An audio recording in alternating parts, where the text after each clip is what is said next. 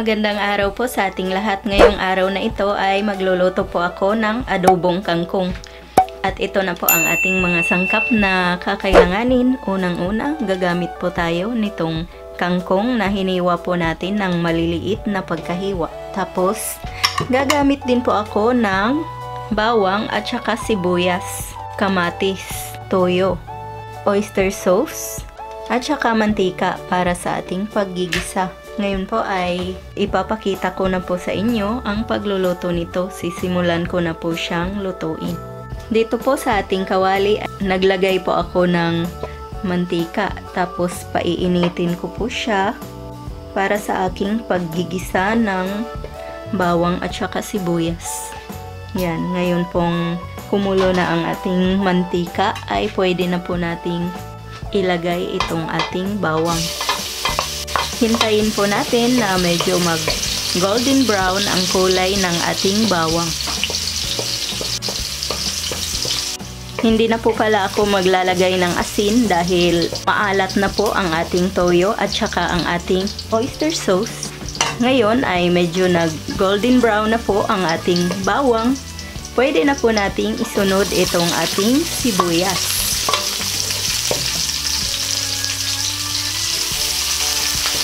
Pagkatapos ay halu-haluin lang po natin para hindi po gaanong masunog itong ating bawang.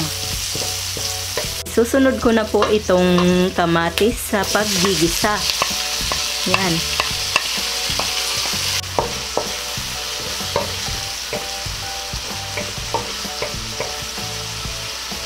Medyo palalambutin ko lang po ng konti itong ating kamatis.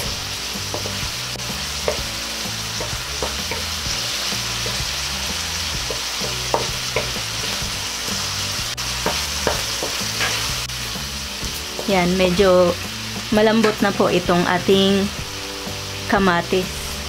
Ngayon, ang isusunod ko po ay itong toyo. Yan, mga 2 tablespoon na toyo ang ilagay po natin. Tapos hahaluin natin para manuot po yung lasa ng toyo dito sa ating iba pang mga sangkap.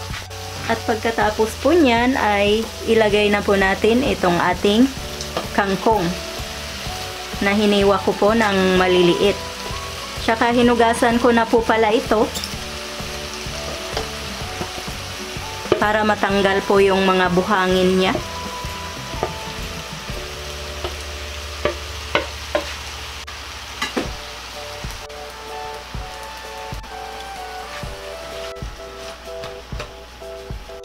Hindi po pala ako maglalagay ng tubig dito dahil kusa pong nagtutubig itong ating adobong kangkong dahil may kamatis po tayong nilagay. Tsaka mas masarap po yung medyo tuyo ang pagkaluto ng adobong kangkong.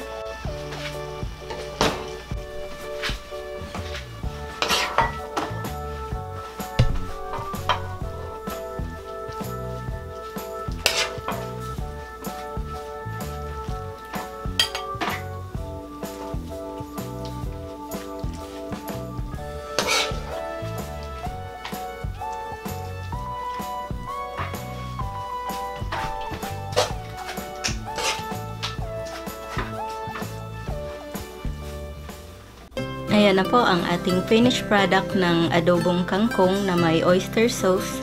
Sana po ay subukan nyo ang reseping ito. Sana ay magustuhan po ninyo. Maraming salamat po sa inyong panonood. Ito po ang inyong Ate Mayang na nagsasabing, mabuhay!